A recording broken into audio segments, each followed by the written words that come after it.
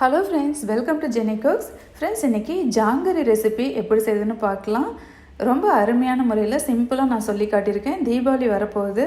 நம்ம கடையில் வந்து அதிக விலை கொடுத்து இந்த ஜாங்கரி வாங்குவோம், கம்மியான அளவு தான் கிடைக்கும்.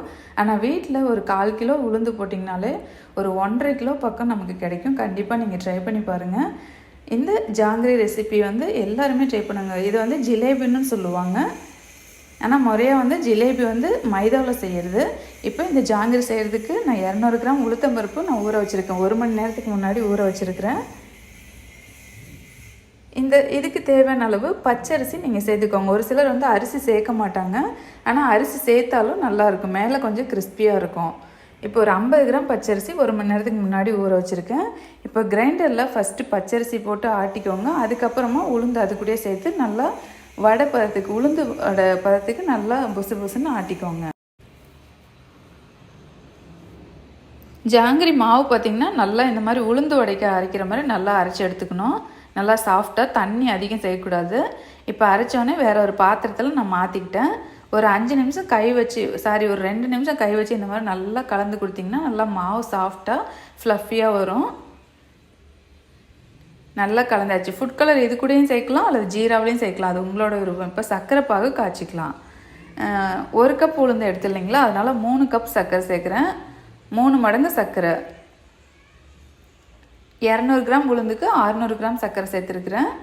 இப்போ அது கூடவே 1/2 கப் அளவுக்கு தண்ணி சேர்த்துக்கோங்க. தண்ணி சேர்த்துட்டு இப்போ வந்து அடுப்பு பற்ற வச்சுக்கோங்க. இதுக்கு முன்னாடி அடுப்பு பற்ற வைக்கக்கூடாது. தண்ணி சர்க்கரைலாம் சேர்த்ததுக்கப்புறமா நீங்கள் அடுப்பு பற்ற வச்சுட்டு ஒரு கம்பி பதம் வர அளவுக்கு நீங்கள் இந்த பாகு காய்ச்சிக்கணும்.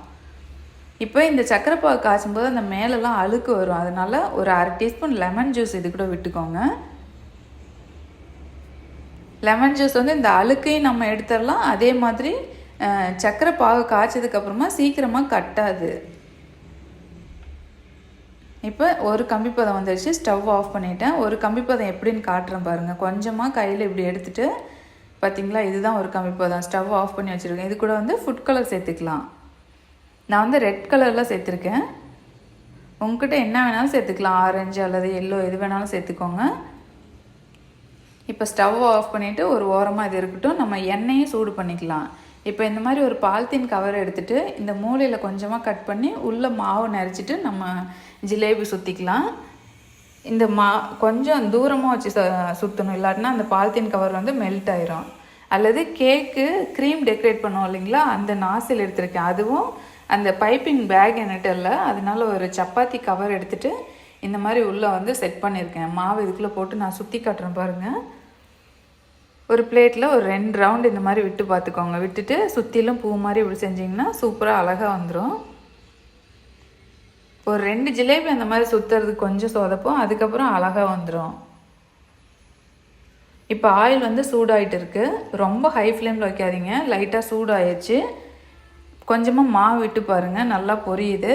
இப்போ வந்து ஜிலேபி அழகாக ஒரு 2 ரவுண்ட் சுற்றிட்டு சுற்றிலும் இந்த மாதிரி மெதுவாக பூ சுற்றிக்கோங்க. அனல் வந்து ரொம்ப லோவில் வச்சுக்கோங்க. ஒரு அகலமான பாத்திரத்தில் இந்த மாதிரி செய்யும்போது தான் உங்களுக்கு ஈஸியாக இருக்கும். குறுகலான பாத்திரத்தில் வந்து செய்கிறது கொஞ்சம் கஷ்டமாக இருக்கும். இப்போ இதே மாதிரியே நல்லா ஊற்றிட்டு 2 பக்கமும் நல்லா வேக வச்சுக்கலாம். இப்போ இந்த ஜிலேபி வந்து 2 பக்கமும் நல்லா வேக வச்சுட்டு லைட்டாக நிறம் மாறணும். ரொம்ப முருகலாக விட்டுறாதீங்க. ஒரு 3/4 பாகம் வெந்தால் போதும். இப்போ வெந்தோடனே இந்த எண்ணெய் வந்து நல்லா வடிகட்டிக்கோங்க. கொஞ்சம் கூட எண்ணெய் இருக்கக்கூடாது. இப்போ நல்லா சுட சுட அப்படியே இந்த சர்க்கரை பாகில் சேர்த்துக்கலாம். இது எவ்வளோ நேரம் ஊறணும்னா, அடுத்த பேட்ச் வந்து நம்ம பொரிக்கிற வரைக்கும் நம்ம இந்த சர்க்கரை பாகில் ஊறணும். கூட யாராவது ஹெல்ப்புக்கு இருந்தாங்கன்னா ஒரு கரண்டி வச்சுட்டு அப்படியே அமுக்கி விட சொல்லுங்கள். அப்போ தான் வந்து அந்த ஜீரா நல்லா ஜாங்கரிக்குள்ளே இழுக்கும். அவ்வளோதான். இப்போ வந்து ஒரு 5-6 நிமிஷம் வந்து இந்த ஜாங்கரி இந்த சர்க்கரை பாகில் ஊறி இருக்கும். சுவையான ஜாங்கரி வந்து தயாராகிடுச்சுங்க. மீதி உள்ளதையும் இதே மாதிரி பொரித்து நீங்கள் அந்த ஜீராவில் ஊற வச்சுக்கோங்க. ஜீரா வந்து அப்பப்போ ஆறி போச்சுன்னா லைட்டாக சூடு பண்ணிக்கோங்க. நல்லா ஜூஸியான ஜாங்கரி வந்து தயாராகிடுச்சு. இதே போல் நீங்களும் உங்கள் வீட்டில் ட்ரை பண்ணி பார்த்துட்டு என்ஜாய் பண்ணுங்கள். தேங்க்யூ.